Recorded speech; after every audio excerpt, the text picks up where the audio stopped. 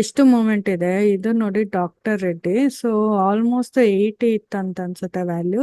So 100 ಅಂತಾನೆ ತಗೊಳ್ಳಿ. 100 ಅಂತ ತಗೊಂಡ್ರು. ಸೊ ನಮ್ಗೆ 200 ಅಂತ ಅಂದ್ರು. ಸೊ 100% ಪ್ರಾಫಿಟ್ ಬಂದಿದೆ ಅಲ್ವಾ. ಸೊ ಬಜಾಜ್ ಆಟೋನು ಅಷ್ಟೇ ಸೇಮ್ ಥಿಂಗ್. ಓಕೆ.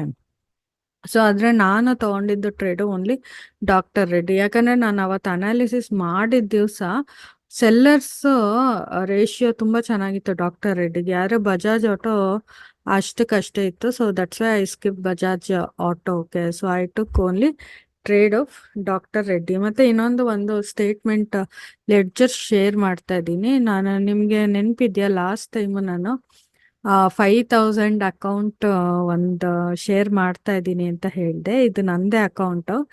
ಇದರಲ್ಲಿ ಆಕ್ಚುಲಿ ಕ್ರೂಡ್ ಆಯಿಲ್ 5000 ಇಂದ 25,000 ಮಾಡಿದ್ದೆ ಅಲ್ವಾ. ಸೊ ಅದು ನೆಕ್ಸ್ಟ್ ಟ್ರೇಡ್ ಬಂದ್ಬಿಟ್ಟು 24,000 ಏನೋ ಹಾಕಿದ್ದೀನಿ ಡಾಕ್ಟರ್ ರೆಡ್ಡಿಗೆ. ಸೊ